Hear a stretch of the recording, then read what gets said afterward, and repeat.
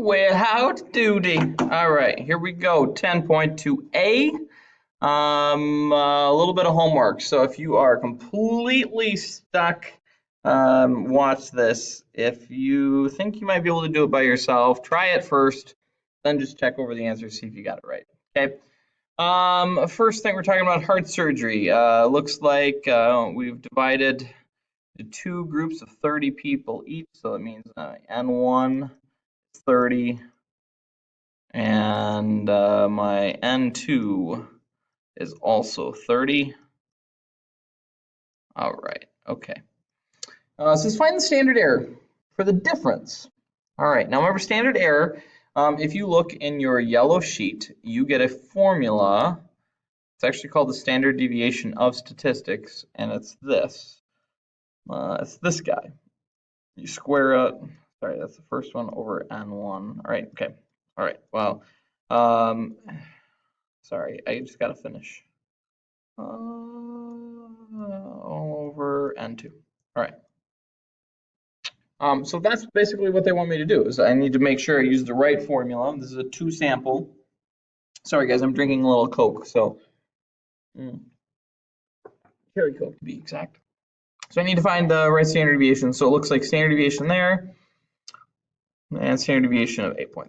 All right, so I'm just literally going to go 7.8, square it, divide it by 30, because 30 is my sample size, plus 8.3, square it, all over 30. All right, easy.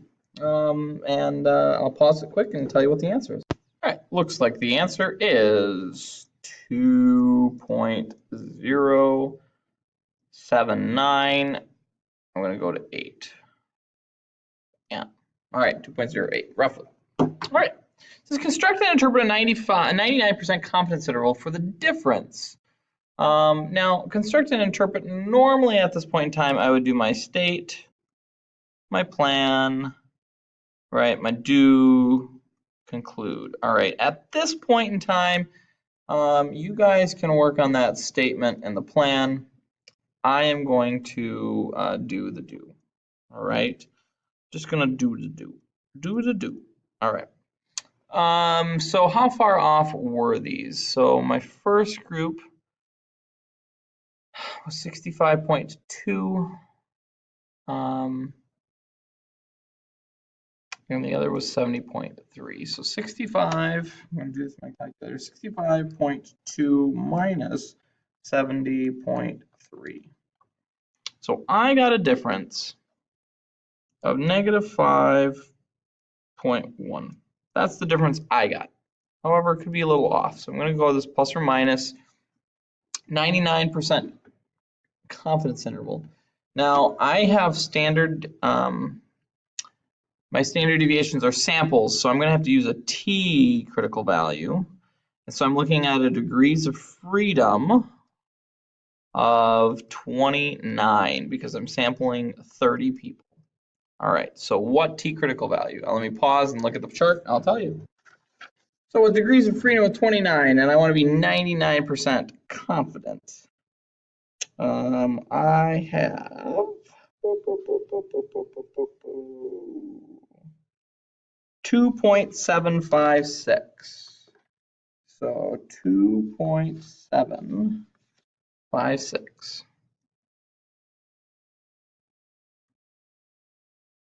All right, let's look in degrees of freedom of 29. All right, and then instead of writing out that horrible formula up here, I'm literally just going to take this and plop it right down here because that's the same thing. So it's 2.08. Cool. All right. 10 is dinner, easy as pie. Let me calculate that all out for you so it looks nice and pretty. All right, there we go. I'm pretty sure it's right in between that interval. I'm just going to wrap it up with a conclusion. I'll write it out here. Conclude. All right. I am 99% confident I have captured the true mean difference between blood pressure, right? Mean pulse rate. Pulse rate between the control group and the treatment group.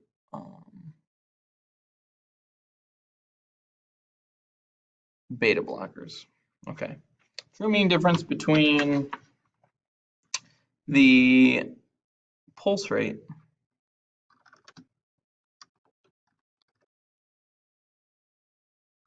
of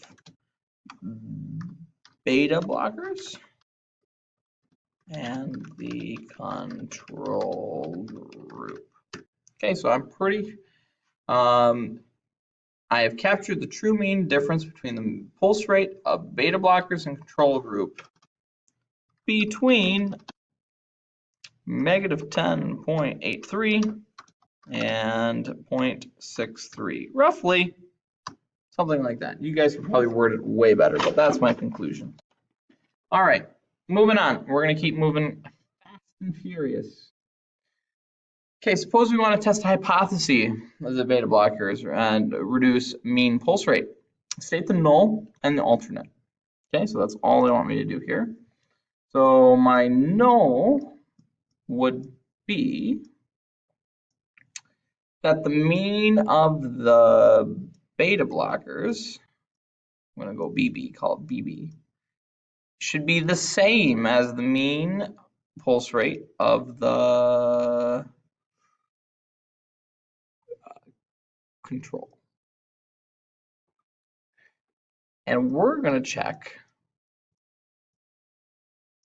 to see if the mean of the beta blockers, let me read the story a little bit more careful.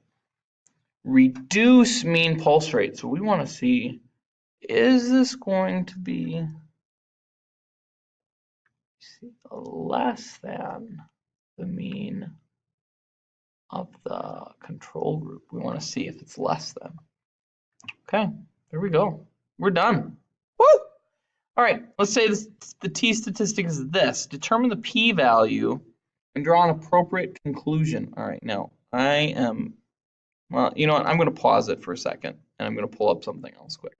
By the power of math, I've got it all done already. All right, I'm going to go to purple. All right, so my t-score, already calculated. I've got this normal curve. All right, just so you know what it's going to look like. It should be at 0. There should be no difference. Apparently, I got this value way down here, saying there was. What was it? -5 or something. I can't remember what it was. It was something like that. I'm going to just check it. What was it? It was -5.1. All right, there we go. All right. So I got this value. I should have been at 0. How far away is -5.1 though from 0? And it was t of 2. So you gotta find this area here. However, we're working with a t-score, so I need to look at degrees of freedom. And remember the degrees of freedom, there were 30 samples. So my degrees of freedom is always one less. So it should be 29. All right, now, negative 2.453. So I'm gonna pull out my yellow packet. You can't do this in your calculator, by the way. And I'm going to go to degrees of freedom of 2.9, or sorry, 29. I'm looking for a t-score of, let me just check that again one more time, a t-score of -2.4. -2.4. -2.4. So where did that lie? I think it was in here. I think it was 4.5. So it's somewhere between here and here. It's actually really close to that upper end, I believe. Let me just check one more time. Yep, 4.5. All right. So it's within here. So that means my p-value is somewhere between 2% and 1%. All right, because it's somewhere in there. It's almost up. It's almost to here, so it's almost 1%. But somewhere between there. So determine the p-value. So the p-value is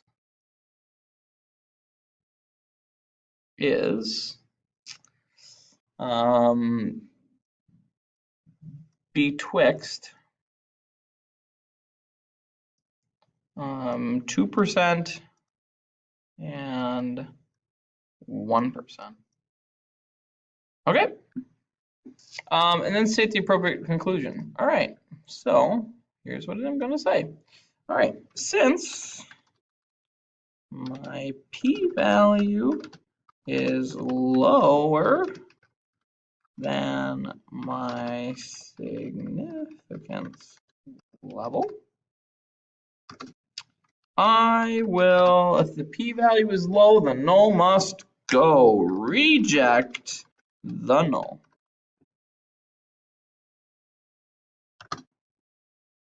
It appears that the beta blockers does reduce, it reduces mean pulse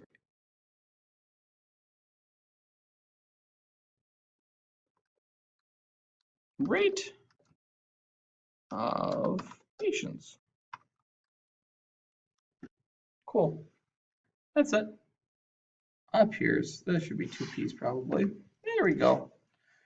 Oh, wow. What a fun day. All right, guys. You have a great day. If you get done and you want to work on the probability review, you can grab that. Just make sure that you turn in your probability review before you head out for the weekend.